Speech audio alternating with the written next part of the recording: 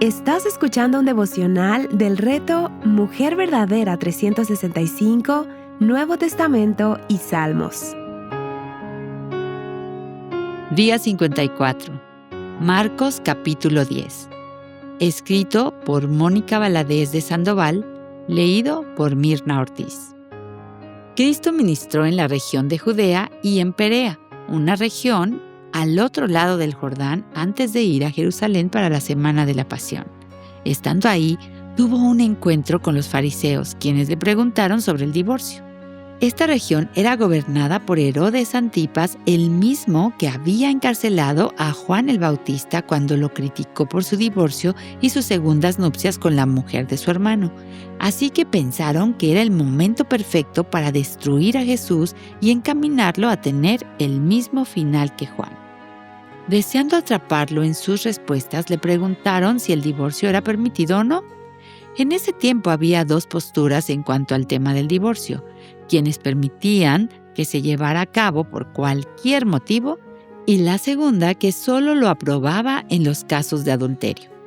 Cristo, como conocía sus corazones, así como conoce el nuestro, les hizo ver que ellos habían malinterpretado la provisión de gracia de Dios permitiendo el divorcio por cualquier motivo, y les hizo ver cómo en el plan original del Señor no estaba el divorcio, pero el pecado de abandono y de inmoralidad sexual había entrado en el hombre y esto llevaba a la culminación del matrimonio en algunas ocasiones. Sin embargo, el diseño original del Creador, definiendo el matrimonio como una unión sagrada y permanente, no cambió y nunca cambiará a pesar de la dureza humana. Ser como niños para Dios. Había algunos padres que, deseando que Jesús bendijera a sus hijos, los traían a Él, pero los discípulos los regañaban para que no se acercaran a Jesús.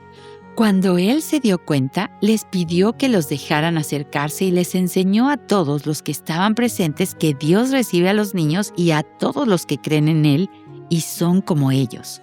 Es decir, que dependen completamente de sus padres y no hay nada que ellos puedan hacer para recibir el favor y cuidado especial de ellos.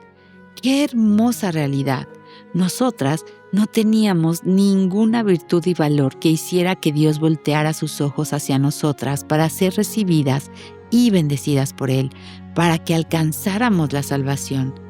Pero ahora que tenemos al Creador, también por Salvador y Padre, podemos tener la plena certeza de que somos recibidas por Él. ¿Y quién podrá salvarse?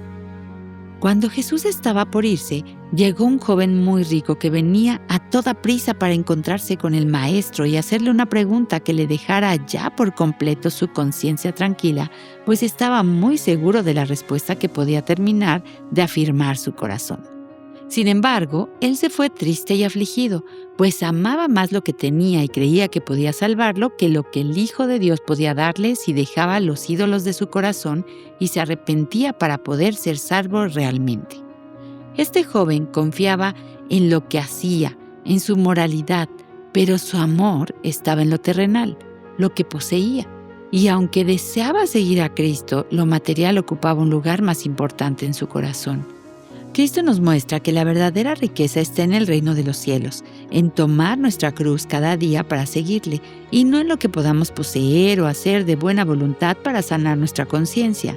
Las riquezas y las buenas obras que creemos que hacemos nos ciegan para ver la condición de nuestro corazón, porque empezamos a deleitarnos en ellas más que en nuestro Salvador. Me da tanta ternura el versículo 21 que dice: Jesús, mirándolo, lo amó. Dios ama al que está apartado de Él siguiendo sus propios caminos y no desea que se pierda eternamente. La pregunta del joven rico revela que deseaba la vida eterna, pero su corazón aún amaba más sus posesiones. Él había encontrado una falsa seguridad ahí. Jesús le mostró que la vida eterna no es un logro humano, sino un regalo que solo se recibe cuando se suelta todo lo demás. El pastor John MacArthur dice en su comentario que la enseñanza de Jesús contravenía la prevaleciente interpretación rabínica que veía en la riqueza una clara ventaja en la adquisición de la salvación. Al Jesús afirmar que ni siquiera los ricos podían salvarse por sus propios medios, los discípulos quedaron totalmente desconcertados preguntándose qué oportunidad de ser salvos tendrían entonces los pobres. Entonces Jesús les respondió: para los hombres es imposible, pero no para Dios. El hombre es incapaz de obtener la salvación por ningún medio. Solo la obra del Señor a través de confiar en el sacrificio de Cristo la da. Cuánta gracia y cuánto amor hemos recibido de nuestro Padre Celestial al haber sido rescatadas y ser ahora objeto de su amor y redención. La petición del corazón.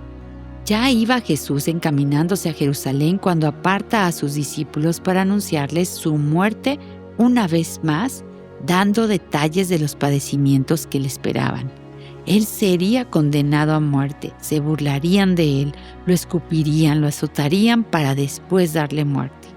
Pero estos trágicos y tristes acontecimientos no tendrían final en una aparente derrota, pues él les afirmó ahí mismo que en 3 días volvería a la vida venciendo el poder de la muerte.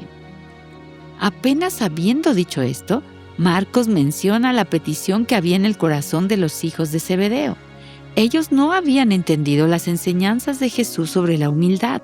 Parecía que habían ignorado lo que les acababa de decir sobre su inminente muerte y seguramente seguían pensando en un reino físico, pues le pidieron estar cada uno a su lado cuando estuviera sentado en su trono. ¿Cómo nos engañan tanto los ídolos de nuestro corazón para no ver a Cristo y entender sus palabras? Amadas, cuando descubrimos orgullo o deseo de grandeza en nuestro corazón, nuestro deseo de sobresalir en medio del servicio, de tener una plataforma para hablar del Evangelio, de ser líderes, Cristo nos llama a mirar su ejemplo. Él no vino a ser servido, vino a servir y a dar su vida. Esa cruz nos transforma desde dentro y nos mueve a servir con humildad y tras bambalinas para aquel que lo dio todo por nosotras. Amor y compasión. La ruta desde Perea hasta Jerusalén pasaba por la ciudad de Jericó, y cuando Jesús salió de ahí con sus discípulos, se encontró con el ciego Bartimeo, quien clamaba por misericordia al Hijo de David.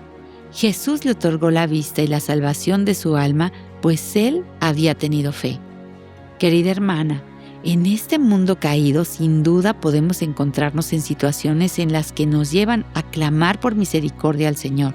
Así que, no dejes de clamar a quien tuvo misericordia de ti y te dio la salvación, porque así como por gracia quitó la venda de tus ojos para que pudieras ver la luz del Evangelio para salvación, puede también librarte de la angustia de la prueba en la que te puedas encontrar.